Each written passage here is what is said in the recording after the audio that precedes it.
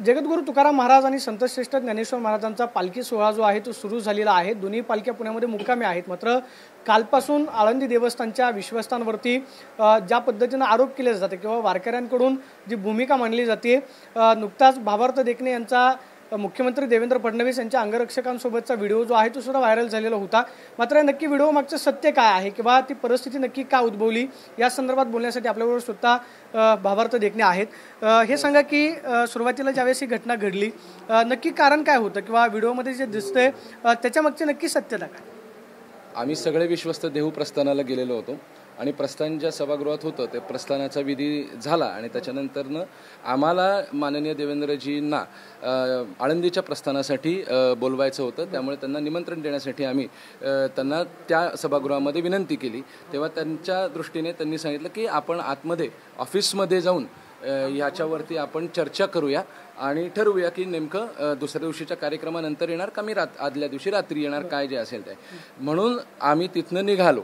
निघाल्यानंतरनं पोलिसांनी पण आम्हाला त्या ठिकाणी सहकार्य केलं आणि जे काही अंगरक्षकांचा कडा होता, साहजिकच देवेंद्रजींचा अंगरक्षकाचा कडा असल्यामुळे त्यांनी त्यांची ड्युट्या ते बजावत असताना मी तिथं आतमध्ये जाण्यासाठी त्यांना विनंती करत होतो।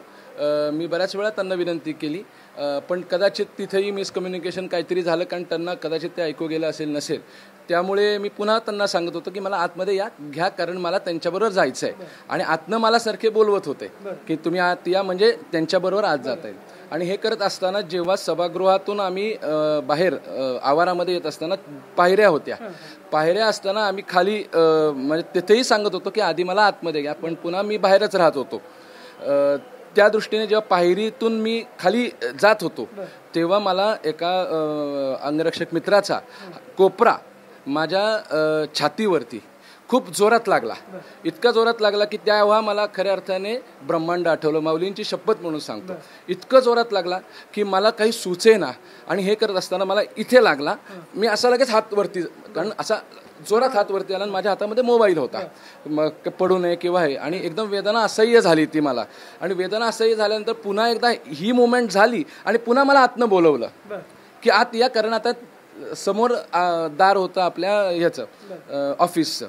म्हणून मी पटकन पुन्हा आतमध्ये हात असा घेतला, तसाच खाली नेला आणि असं आपण ब्रेस्टस्ट्रोक मारतो ना तसं आतमध्ये हात घातला। पण ते दिसताना हात वरती गेलेला दिसला आणि असं खाली आला तो, कारण पटकन मला आत जायचं होतं। तर त्या सगळ्या ह्याच्यामध्ये कदाचित असं दिसत असेल काही की मी काही हे झालं का काय, आणि मी त्यांना सांगत होतो की मला आतमध्ये येऊ दे, मला साहेबांना, कारण मी सोळा प्रमुख आहे, मला साहेबांना तिथं विनंती करायची आहे, त्यांना निमंत्रण द्यायचं आहे, कारण आम्हाला पण तिथं निमंत्रण देणं आणि जगद्गुरूंच्या दारात देणं हे खूप शुभ आहे। या दृष्टीने आम्हाला आज जायचं होतं, तर तो सगळा प्रकार झाला।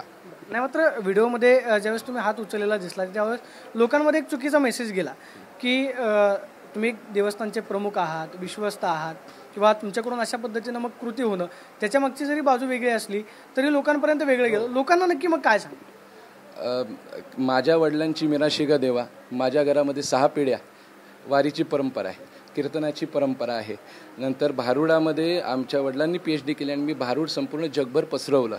मी स्वतः उच्च शिक्षित आहे, अमेरिकेमध्ये मी शिक्षण घेतलं आणि ही परंपरा पुढे नेण्याच्या दृष्टिकोनातून मी परत महाराष्ट्रामध्ये आलो, भारतामध्ये आलो आणि एक अतिशय वेगळ्या पद्धतीने काम करतो आहे। काही गोष्टी अनावधानाने कदाचित वाटत असतील, पण मला एवढंच म्हणायचं आहे की ह्या परंपरेने आम्ही वारकऱ्यांची सेवा पिढ्यानपिढ्या करत आलेलो आहे आणि वारकरी हाच आमच्यासाठी केंद्रबिंदू आहे। त्यामुळे ह्या परंपरेत, ह्या सेवेमध्ये कधीही अशा पद्धतीचं काही घडलेलं नाही। तर मला एवढीच विनंती करायची आहे की आम्ही मनातून अतिशय माऊली भक्त आहे, त्यामुळे जे काय असेल ते माऊली चरणी तरी न्यूनते पुरते अधिकही सरते करून घ्यावे हे तुम ते विनूत, असे माऊली म्हणतात त्याप्रमाणे। त्यामुळे आम्हाला तसं काही करायचं नव्हतं, कसलाही उद्देश त्याच्या मागचा काही असा नव्हता, फक्त ती परिस्थिती तशी उद्भवली आणि ती माझ्याही कंट्रोलच्या, माझ्या शरीर धर्माच्याही पलीकडची होती, त्यामुळे मी काही करू शकलो नाही। कदाचित त्याच्यामुळे काही हे झाल्या, एवढंच मला सांगायचं आहे। आणि ती परंपरा, ते सगळं जे काय आहे, आणि आता माऊली पुढे चालली आहे, आज पहिला दिवस आहे, त्या दृष्टिकोनातून खूप चांगला पॉझिटिव्हली सगळेजण येतात. हे 750वं माऊलींचं जन्मवर्ष आहे. आम्ही सप्ताह आळंदीला केला. 25,000 लोक दररोज ज्ञानेश्वरी पारायण करत होते. त्या दृष्टिकोनातून दररोज सकाळी कीर्तन, संध्याकाळी कीर्तन, शेवटच्या दिवशी 1,00,000 लोक आमरसाचं जेवण जेवले. इतकं छान सगळं चाललं. आम्ही इथून पुढे आता हा सगळा जो परिवार आहे हा परदेशामध्ये न्यायचा आम्ही विचार करतोय. वारकरी संप्रदाय कसा करतोय त्याचं प्लॅनिंग चाललं आहे. महाराष्ट्राच्या प्रत्येक गावोगावी जाऊन वारकरी संप्रदायाचे सप्ते करणार आहे, ज्ञानेश्वरीचं पारायण करणार आहे. त्यामुळे अतिशय पॉझिटिव्हली आम्ही मध्यंतरी माननीय केंद्रीय मंत्री जे आहेत, पर्यटन मंत्री, त्यांना आम्ही सांगितलं की वारीला युनेस्कोचा दर्जा तुम्ही प्राप्त करून द्यावा. कुंभमेळ्याच्या धर्तीवर इतकी भव्य परंपरा आहे. त्या दृष्टीने वारीचं तर हे महत्त्व आगाध आहेच. मात्र विषय विश्वस्तांनी तुमचे जे विश्वस्त आहेत कालची जी त्यांची कृती असेल किंवा मग तुम्ही व्हिडिओमध्ये केलेली कृती, त्यामुळे लोकांमध्ये एक गैरसमज निर्माण झाला. मात्र माध्यमांच्या प्रतिनिधींना काल जी धक्काबुक्की झाली किंवा ज्या पद्धतीनं वर्तन झालं, जी आरेरावी झाली, याच्यामध्ये मग नक्की कधी बदल होणार? कारण जे वारकरी येतात, माध्यम प्रतिनिधी जे आहे हा सोहळा सगळ्या महाराष्ट्राला दाखवतात, वारीबरोबर आम्ही चालत असतो, या सगळ्या गोष्टी ज्या घडल्या त्याच्यामुळे हे सगळं प्रकरण घडलं, याच्यामध्ये नक्की कधी बदल? नाही, आम्ही सुद्धा ह्यामध्ये जर का जे काही न्यूनता आहे ती न्यूनता शोधून आम्ही पण त्याच्यातून पुढे जायचा प्रयत्न करतो आहे. आणि प्रसारमाध्यमांचे सुद्धा मी आभार मानतो, कारण प्रसारमाध्यमांच्या माध्यमातूनच आम्हालाही कळतं की आमचं काय चुकतं आहे. कारण एवढा मोठा व्याप आहे. आज साधारणपणे 500-600 दिंड्या आहेत आणि अशा 1000-1पर्यंत समाज आहे. 4 ते 5 लाख समाज इथे चालत असतो. आणि विषय असा आहे की जो नियमाचा जो वारकरी आहे तो माऊली ठेवल्याशिवाय, आरती झाल्याशिवाय जेवत नाही, पाणी पित नाही, नंतर तो वॉशरूमला जात नाही. आणि भवानीपेठ इथं जी उतरते आपली पालखी ते छोटं आहे, परंपरेने या ठिकाणी उतरते, त्यामुळे तिथे जागा नाही.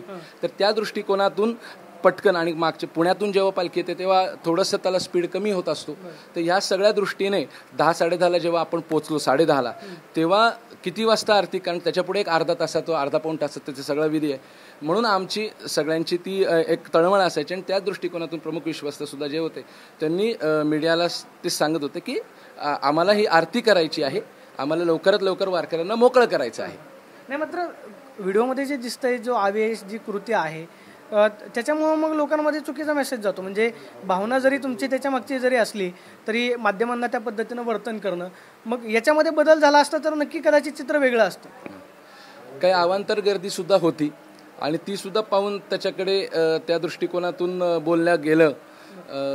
आता त्याच्यात जे काही चुका झालेल्या आहेत त्या नक्कीच आम्ही सुधारू आणि त्याच्यातून आम्ही नक्कीच चांगलं काहीतरी होईल, पॉझिटिव्हली आपण जायचा नक्कीच प्रयत्न करू. आणि त्यात सुद्धा जर का काही राहिलं असेल तर मी पुन्हा एकदा सगळ्यांची दिलगिरी व्यक्त करत. प्रश्न इथं कोणाचा वैयक्तिक नाही आहे. म्हणजे राज्याच्या कानाकोपऱ्यातून जवळपास 8 ते 10 लाख वारकरी दिंडीमध्ये चालत असतात. त्या वारकऱ्यांची सुद्धा गैरसोय होते.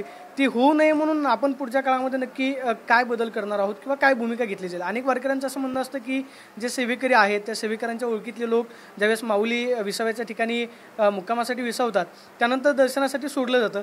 कदाचित त्याच्यामध्ये बदल झाला तर आम्ही 4-4 तास रांगेमध्ये उभा असतो, माऊलींच्या निदान चरण पादुकांचं दर्शन आम्हाला घेता येईल. हो, नक्कीच. आम्ही पण कुठलाही जो माणूस इथं उभा राहतो तो वारकरी माऊली स्वरूप असतो आणि तो इतक्या दिवस इतका वेळ तो इथे लाईनीला उभा असतो आणि त्याचं प्रतिष्ठा राखणं हे आमचं काम आहे आणि त्याच्याविषयीचं रिस्पेक्ट आमचा नक्कीच आहे. आणि असं जर जे काही घडत असतील तर तिथेसुद्धा आपण लाईनीनेच प्रवेश द्यावा अशा आम्ही सूचना सगळ्या कर्मचाऱ्यांना वेळोवेळी दिलेल्या आहेत आणि पुन्हा एकदा देतो. कारण आम्ही कालचं सुद्धा नंतरनं आम्ही मिटिंग घेऊन तेच सगळं सांगितलेलं आहे. व्यवस्थित पद्धतीने त्यांना सांगितलं की तुम्ही कुठलाही प्रकार होणार नाही, कुठलंही इथे कंजेशन होणार नाही, चोकिंग होणार नाही, वारकऱ्यांची गैरसोय होणार नाही, या दृष्टिकोनातूनच तुम्ही पूर्ण पद्धतीने लोकांशी सहकार्याने आणि सौदार्याने वागा.